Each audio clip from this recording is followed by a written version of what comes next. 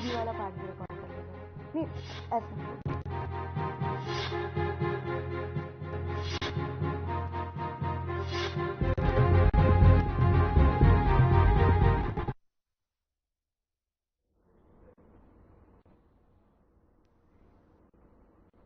नमस्कार, छत्तीसगढ़ की खबरों में आप सभी का बहुत बहुत स्वागत है। मैं हूं आपके साथ अनुष्का सिंह। तो चलिए शुरुआत करते हैं खबरों की।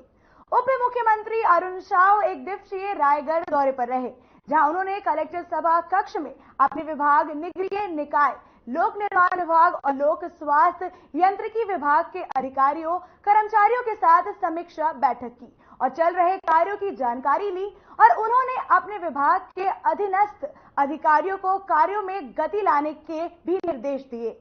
मॉनसून आ गया है, इसके लिए पूर्व की तैयारी, मौसमी बीमारी से बचाव और नाली निर्माण, पानी भराव की तैयारी करने का भी निर्देश दिया। रायगढ़ प्रदेश का एक महत्वपूर्ण जिला है, इसलिए यहां के अनुरूप विकास कार्य हो, इसके लिए अधिकारियों को निर्देशित किया गया। किसानों के खाद बीज की समस्या को लेकर किए गए सवाल पर उन्होंने कहा कि इस समस्या के निराकरण करने के लिए खाद बीज पर्याप्त उपलब्धता सुनिश्चित करने सरकार प्रतिबद्ध है।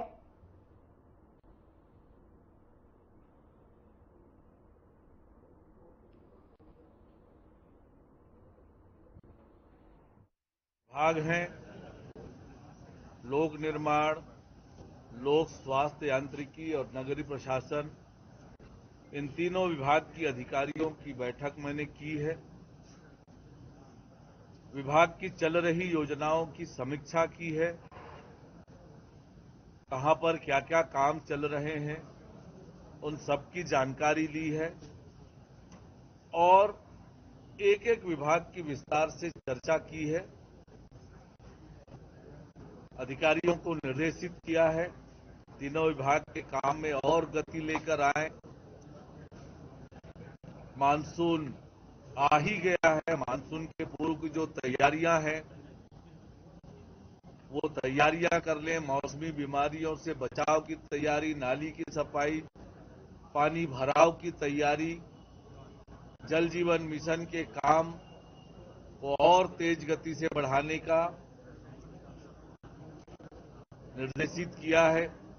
लोक निर्माण विभाग के काम जो लंबित हैं उन कामों को तेज गति से पूरा करने के लिए निर्देशित किया है। और निश्चित रूप से ये रायगढ़ हमारा महत्वपूर्ण जिला है प्रदेश की दृष्टि से, और उसके अनुरूप रायगढ़ जिले में हमारे विभाग के काम हो, ऐसा सभी अधिकारियों को निर्देशित किया है। खासकर किसानों की बात करें तो जो बीज है, सही वैरायटी के बीज सोसाइटियों में नहीं मिलते हैं। किसान एक ही किस्म के बीज रहते, कोरोना हो चाहे और एक दो किस्म के, बाकी उनको चॉइस करने का मौका नहीं मिलता। इसकी चर्चा मैंने प्रदेश में भी की है और निश्चित रूप से कहा है कि खाद और बीज की पर्याप्त उपलब्धता सुनिश्चित करें और इस दिशा में सरकार प्रतिबद्ध है।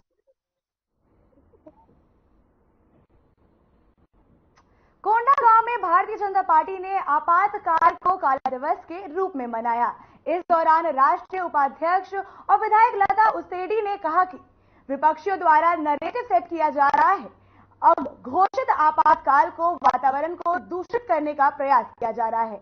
राजीव गांधी चुनाव पद्धति को लेकर कहते थे कि हमें नए टेक्निकी की ओर आगे बढ़ना चाहिए, वहीं राहुल गांधी कहते हैं कि ईवीएम पद्धति ठीक नहीं है। ये किस दिशा में देश को ले जाना चाहते हैं? ये वापस आपातकाल की स्थिति इसके द्वारा दूषित करने का प्रयास किया जा रहा है। साथ ही उन्होंने कहा कि कई जगह इन्होंने बयान भी दिया कि अगर मोदी 400 पार कर लेते हैं तो देश के संघीय ढांचा को नुकसान पहुंचेगा।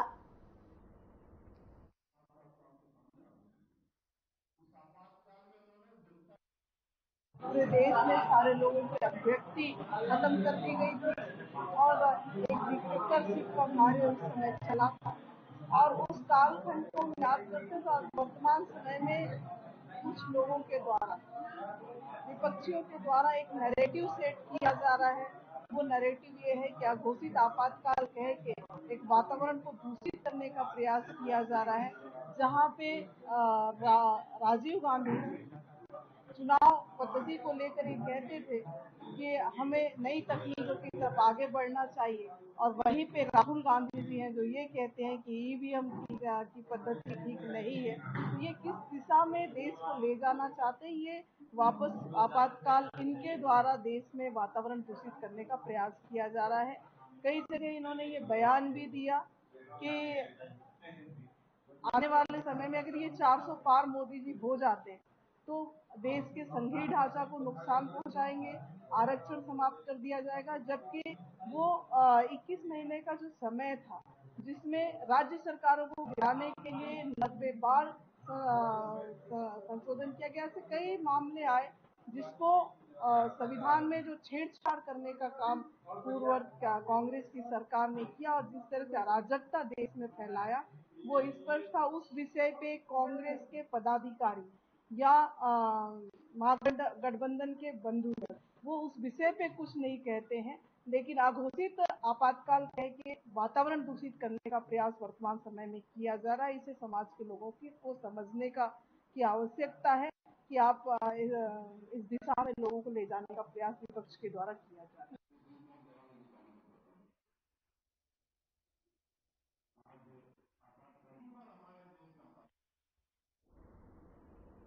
सीमेंट फैक्ट्री जामुल में स्थानीय युवाओं को रोजगार उपलब्ध कराने समेत अन्य मार्गों को लेकर ईश्वर उपाध्याय के नेतृत्व में रोजगार सत्याग्रह आंदोलन को फिलहाल स्थगित कर दिया गया है। आंदोलन के पूर्व प्रशासन के सकारात्मक पहल से प्रशासन प्रबंधक और ईश्वर उपाध्याय की तृप्तीय वार्ता 3 चरणों में आयोजित की गई, जिसमें पहले चरण में प्रशासन और सीमेंट फैक्ट्री जामुल की ओर से एचआर हेड धर्मेश शर्मा और नगर वासियों की ओर से ईश्वर उपाध्याय के बीच थाना जामुल में सभी विषयों को लेकर चर्चा हुई, लेकिन सहमति नहीं बनी। दूसरी बैठक सोमवार 24 जून को नगर पुलिस अधीक्षक छावनी हरीश पाटिल के बिगड़ते माहौल को देखते हुए नगर पुलिस अधीक्षक कार्यालय पावर हाउस में तृप्तीय वार्ता बैठक आयोजित की गई। वहीं बैठक में 4 बिंदुओं पर सहमति बनी है।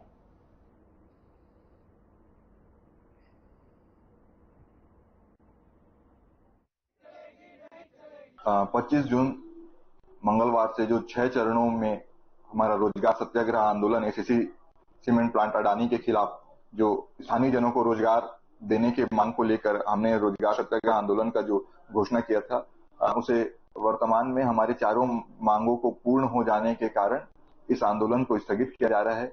24 जून को देर शाम रात तक के त्रिपक्षीय वार्ता सीएसपी कार्यालय में आयोजित की गई, जिसमें प्लांट एसीसी सीमेंट प्लांट की ओर से और प्रबंधन की ओर से, प्रशासन की ओर से और जामुल नगर वासियों की ओर से बैठक में लोग सम्मिलित हुए, जहां पे 4 विषयों पे सहमति बनी। पहला, 28 लोगों जो पूर्व में कार्यरत हैं उनको प्राथमिकता देने। दूसरा, वर्तमान में उन्हें हेल्पर की आवश्यकता है अनस्किल्ड, उनकी भर्ती जामुल वासियों से की जाने की। तीसरा, कभी भी भविष्य में कभी भी आवश्यकता उन्हें पड़ती है प्लांट को, चाहे हायर एजुकेशन वाले हों, चाहे स्किल्ड अनस्किल्ड सेमी स्किल्ड मजदूरों की बात हो, तो पहला अधिकार जामुल वासियों को मिलेगा।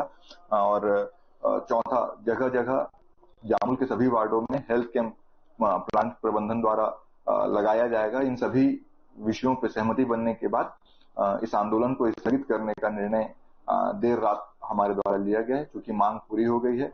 और इसके लिए प्रशासन को मैं विशेष धन्यवाद दूंगा, जिस मुस्तैदी के साथ कलेक्टर मैडम, एसपी सर और साथ ही एसडीएम, सीएसपी साहब, विशेषकर जामुल टीआई रहे केशव कोसले, सभी ने विशेष इसमें इस आंदोलन को सफल करने का, इस मांग को पूर्ण कराने में विशेष अहम भूमिका निभाई। उसके लिए प्रशासन का भी विशेष धन्यवाद मेरे द्वारा ज्ञापित किया जाए।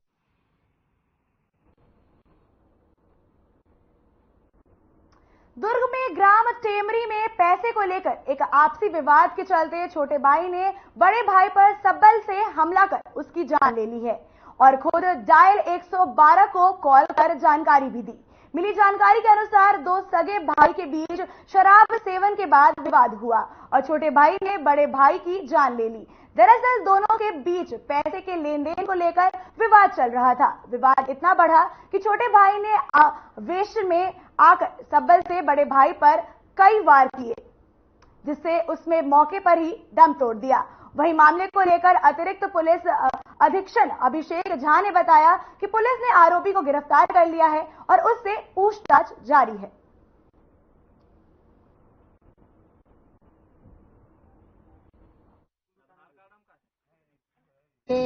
चौकी रिटिया के टेमरी गांव का मामला था। वहां पे सूचना मिली तत्काल पुलिस को कि दो भाइयों के बीच आपस में कुछ लड़ाई झगड़ा हुआ है, जिसमें एक भाई ने दूसरे भाई की हत्या कर दी है। तो इसी सूचना पाने पे तत्काल पुलिस में होगी, आरोपी को गिरफ्तार कर लिया गया है और उसमें माननीय न्यायालय में पेश किया जा रहा है। नशे में था कि क्या कुछ बात? नहीं, इन लोग के बीच में कुछ पैसे के जो लेने का आरोप लगा दिया था जो मृतक है वो अपने छोटे भाई के ऊपर, तो इससे वो नाराज होकर के हुए।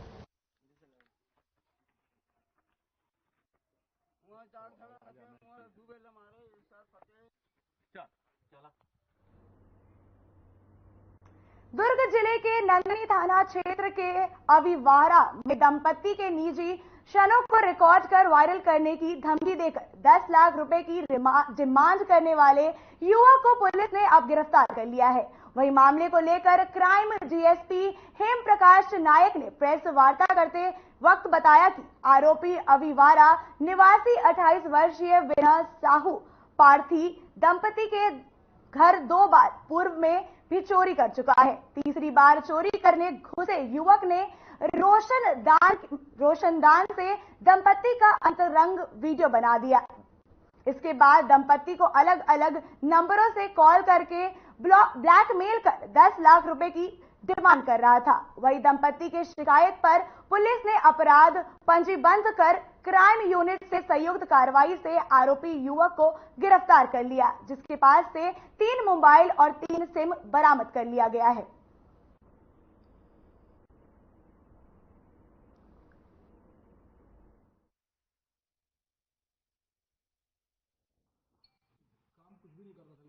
एक प्रार्थी ने नंदनी में थाने में आकर के रिपोर्ट दर्ज कराया कि कोई व्यक्ति है जो उससे निजी पलों का वीडियो बना लिया है और उस वीडियो बना करके उसको सेंड किया है और बदले में उसको 10 लाख रुपए मांग कर रहा है।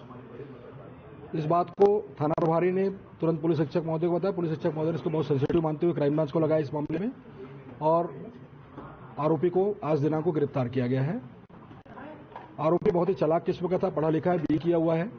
बार बार ये सिम बदल रहा था ये, और सिम भी उसने सब्जी बेचने वालों से सिम चुराया था और चुरा करके उसको उपयोग कर रहा था। बहुत ही शातिर है प्रार्थी। उस घर में पहले भी 2 बार चोरी कर चुका है और तीसरी बार चोरी जब करने गया तो उसने जो रोशनदान लगा हुआ था, रोशनदान से झांक कर देखा तो जो घर के मालिक है और मालकिन है वो अपने निजी पलों को जी रहे थे, उसका रिकॉर्डिंग किया था इसने। उसकी नीयत बदल गई और इसने ऐसा आरोप वो किया और आज इसको गिरफ्तार किया गया। किन धाराओं में कार्रवाई की गई है? इसमें 509 खा है, 386 है, आईपीसी की धाराएं इसमें लगाई गई है। सर आईएएस की तैयारी कर रहा था, आपने बताया ये बी की हुआ यूपीएससी की तैयारी बनी कि उसको अपराध के उसमें आना पड़ा। अब ये तो सोचने वाली बात है, फ्रस्ट्रेशन वाली बातें हैं। जो लोग अनसक्सेस रहेंगे तो ये क्या अपराध करेंगे? अपराध करना एक प्रवृत्ति होती है। पढ़ा लिखा आदमी अगर अनसक्सेस हो गया तो जरूरी नहीं है कि वो अपराध के रास्ते पर जाए।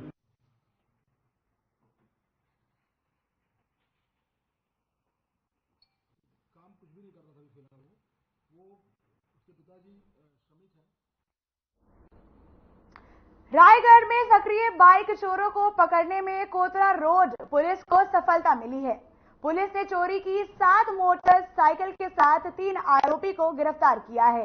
ये चोर प्लांट में ठेकेदार के अधीन वेल्डर और फीटर के काम की आड़ में शहर से बाइक चुरा रहे थे। वहीं पुलिस को इन आरोपियों के आपराधिक रिकॉर्ड भी मिले हैं। बता दें कि थाना प्रभाकारी कोतरा रोड निरीक्षण द्वारा मुखबिर लगाकर चोरी की बाइक में माल मुलजिम की तलाशी कर रही थी। वहीं पुलिस ने आरोपी को हिरासत में लिया और आरोपियों को न्यायिक रिमांड पर भेज दिया गया।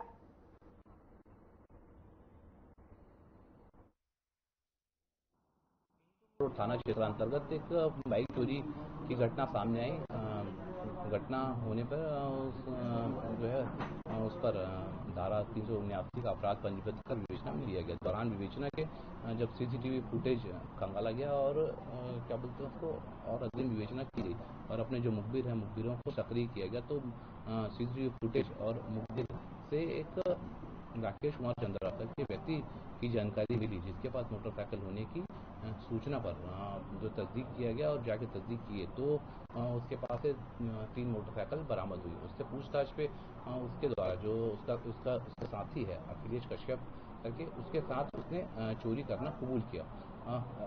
अग्रिम विवेचना पर उसके द्वारा ये भी बताया गया कि उसका चाचा है मनोज चंद्रा, जो पूर्व में बोलेरो वाहन चोरी में भी उसके खिलाफ जो है 379 के मामले में चालान पुटअप किया गया है। उसके साथ उसके द्वारा उसको खपाना कबूल किया गया। तो इस पर से इन तीनों को हिरासत में लेकर कड़ाई से पूछताछ करने पर इनके द्वारा कुल 7 मोटरसाइकिल बरामद कराया गया, जिस पर से इनका कृत्य अपराध दारफजर का पाए जाने पर इनको गिरफ्तार कर माननीय न्यायालय में रिमांड हेतु पेश किया जा रहा है। सर, ये 7 बाइक हमारे रायगढ़ जिले के हैं कि अलग जिले के हैं जो गिरफ्तार हुए?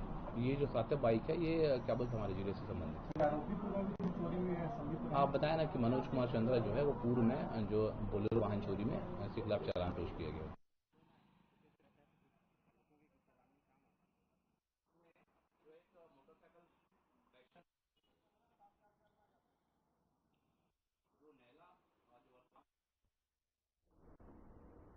नीट परीक्षा पेपर लीक मामले को लेकर देश भर में कांग्रेस का प्रदर्शन चल रहा है। छत्तीसगढ़ कांग्रेस भी रायपुर में प्रदर्शन कर रही है। इसके साथ ही छत्तीसगढ़ पात्रता परीक्षा में हुए गड़बड़ी को लेकर भी युवाओं में काफी आक्रोश है, जिसके जांच की मांग को लेकर युवाओं ने अब छत्तीसगढ़ के पूर्व मुख्यमंत्री भूपेश बघेल को ज्ञापन सौंपा है। आपको बता दें और जांच की भी मांग की है। देखिए हमारी ये खास रिपोर्ट।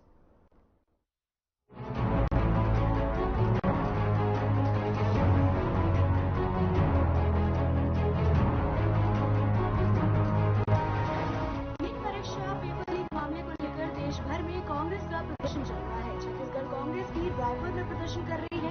इसके साथ ही छत्तीसगढ़ में हुए शिक्षक पात्रता परीक्षा में गड़बड़ी को लेकर युवाओं में काफी आक्रोश है, जिसकी जांच की मांग को लेकर युवाओं ने छत्तीसगढ़ के पूर्व मुख्यमंत्री भूपेश बघेल को ज्ञापन सौंपा है और जांच की मांग की, जिसे लेकर रायपुर में भूपेश बघेल ने प्रेस कॉन्फ्रेंस आयोजित कर CGTET 2024 परीक्षा में हुई गड़बड़ी के संबंध में मीडिया से बात की। इस मौके पर पूर्व CM भूपेश बघेल ने कहा कि उन्हें कुछ अभ्यर्थियों ने आवेदन सौंपा है। परीक्षार्थी छत्तीसगढ़ शिक्षा पात्रता परीक्षा 2024 में जिला धमतरी के केंद्र पर प्रश्न पत्र और उत्तर पुस्तिका विलंब से दिए जाने के संबंध में छात्रों ने शिकायत की है। ये मामला गंभीर है एवं छात्रों के भविष्य के साथ खिलवाड़। साथ ही उन्होंने कहा कि छात्रों के भविष्य के साथ खिलवाड़ बंद करो, पुनः परीक्षा का अवसर दो। छत्तीसगढ़ में एक सबसे बड़ी गड़बड़ी देखने के लिए मिली है नीट की परीक्षा को लेकर, यानी कि जो विद्यार्थी हैं, जो उनका भविष्य को अंधेरे में झोंका जा रहा है। जिस तरीके से यहाँ पे फर्जी का काम हो रहा है, उसको देखते हुए हमारे साथ कुछ स्टूडेंट बने हुए हैं जो पेपर देके आज वो शिकायत के लिए पहुंच चुके हैं पूर्व मुख्यमंत्री भूपेश बघेल के निवास में। देखना होगा कि किस प्रकार इनके ऊपर कार्रवाई होगा, क्योंकि ये जो बात है, ये जो केस है, ये जिस तरीके से घोटाले की बात हो रही है, ये अपने छत्तीसगढ़ में सनसनी केस बन चुकी है। देखना होगा कि सच में इनके साथ कोई इंसाफ हो गया नहीं। आप जानते हैं कि किस प्रकार से उनके साथ ये धांधली किया गया है। ये क्या नाम लिखते हैं आप? दुर्गेश कुमार। दुर्गेश भैया, क्या हुआ था उस समय पेपर के समय? मैम सर, CGTET का एग्जाम था महर्षि वेदव्यास स्नातक बखारा पे। वहाँ 2 बजे से एग्जाम होना था, बट हमको ना तो मार्कशीट मिला, ना ही क्वेश्चन पेपर मिला। 2:30 पे क्वेश्चन पेपर मिला और 3:20 पे हमको OMR शीट मिला गया, जो कि पूरा 1.5 घंटे का लॉस हुआ था। मेरे ख्याल से OMR शीट और क्वेश्चन पेपर साथ में दिया जाता है, बट हमको अलग अलग दिया गया है और हमको समय होते ही पूरा पेपर ले लिया गया। हमको सिर्फ क्वेश्चन पेपर सॉल्व करने के लिए 1 ही घंटा मिला था। 150 क्वेश्चन को 1 घंटे में सॉल्व करना मुश्किल है। यानी कि ये अपना जो है ना विद्यार्थियों का तो साथ एक छलावा हो रहा है, यानी कि उनकी जो भविष्य के साथ खिलवाड़ हो रहा है ना। तो 400 बच्चे हैं सर, 400 बच्चों का भविष्य अंधकार में। जब तक हम CGTET क्लियर नहीं करेंगे, तब तक हम शिक्षक के लिए अप्लाई नहीं हो सकते। तो हमारा यही मांग है सर कि इनमें या तो क्वालिफाइड किया जाए पूरे छात्र को, और नहीं कर पाते हैं तो पूरे छत्तीसगढ़ का CGTET रद्द करके फिर से एग्जाम लिया जाए। आपका क्या नाम लिखते हैं? मैं धर्मराज कंवर। धर्मराज भाई, ये जानना चाह रहे हैं कि अगर ये जो पेपर लीक हुआ है, या मानते हैं कि लीक हुआ है ना, क्योंकि ऐसा ही आरोप लग रहा है कि ये लगातार पेपर लीक हुआ, लेकिन देखना ये होगा कि सच में लीक हुआ या नहीं हुआ। अगर आप लोग इसको लेकर ज्ञापन किस किस को सौंपे हैं? हम लोग तो सबसे पहले हमारे जो जिले के कलेक्टर महोदय है, वहाँ के कलेक्टर महोदय नम्रता गांधी, सबसे पहले हम लोग उन्हीं को ज्ञापन सौंपे कि हमारे साथ ये हो गया है ऐसा करके। हमें वहाँ से कुछ पॉजिटिव रिस्पांस नहीं मिल पाया, क्योंकि यह जो केस है इसको दबाए, मतलब हाई कमान जैसे भी आप समझो, उनके द्वारा दबाए जाने की पूरी कोशिश की जा रही है। क्योंकि हम जब कलेक्टर से मिले हमारे जिले के, तो हमें वहीं से पता चल गया कि यह केस को दबाया जा रहा है। इसलिए हम लोग सीधे पूर्व मुख्यमंत्री और विधायक है जो माननीय भूपेश बघेल, उनके पास आए हैं। जी, लेकिन जिस प्रकार से इस बात को निकाल कर सामने ला रहा है, लेकिन यहाँ एक और बात है, जैसे ही सीएम से यानी कि विष्णुदेव साय जो बीजेपी के सीएम है, उनसे जब सवाल किया गया, उन्होंने कहा कि जांच कमेटी बैठाया गया है और इसकी पूरी जांच हो रही है और मेरे ख्याल से इस चीज को फिर से या तो पेपर कराया जाएगा या उसको फाइल किया जाएगा। इसमें आप क्या बोलते हैं? बात यह है सर कि पेपर पूरा रद्द होना चाहिए, क्योंकि बोनस अंक तो दे नहीं सकेंगे। बोनस अंक अगर देंगे भी तो 60 नंबर 80 नंबर बोनस अंक थोड़ी देंगे वो लोग, और बोनस अंक के नाम पे 2 नंबर 4 नंबर पकड़ा देंगे तो नुकसान तो हमारे ही हुआ ना। कितने स्टूडेंट हो ऐसे आप? हमारे केंद्र में सर 400 स्टूडेंट। 400 के 400 स्टूडेंट आंदोलन में निकल गए आप? जी सर। अगर मान के चलो आप लोगों की मांग को पूरा नहीं किया जाता है, फिर क्या करेंगे आप? जी सर, और हमारा मांग को पूरा नहीं किया गया तो sir supreme court, high court के लिए हमारे लिए उनका दरवाजा हमेशा खुला हुआ है सर। उसके अलावा हम कहाँ जा सकते हैं बताइए। इतनी बड़ी छत्तीसगढ़ में यानी कि नीट के पेपर को लेकर गड़बड़ी किया गया है, बताया जा रहा है नीट में लीक भी किया गया है पेपर, ऐसा भी आरोप लगा रहे हो आप लोग। तो ये तो सच में इतनी बड़ी गड़बड़ी है पहली बार देखने को मिला? नहीं सर, पहली बात तो नहीं। नीट का तो आप लोग जानते ही रहे, और नीट के साथ साथ सर जो हम लोग नेट दिलाते हैं वो 18 तारीख को था, 18 जून को, उस तुरंत बाद लीक हो गया करके उसको भी कैंसिल कर दिए। जो आगामी था नेट का पेपर, उसमें भी हम लोग दिलाने वाले थे, वो भी नहीं दिला पाए सर।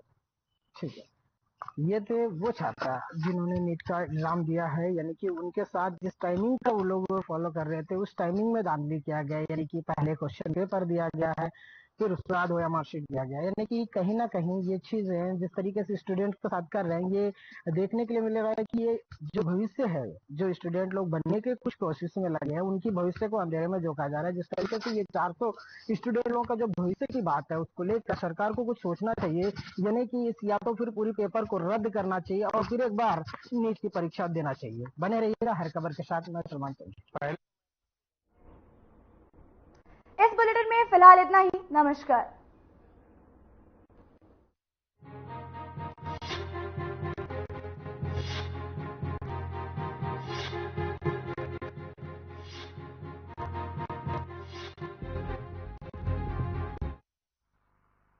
क्या रंग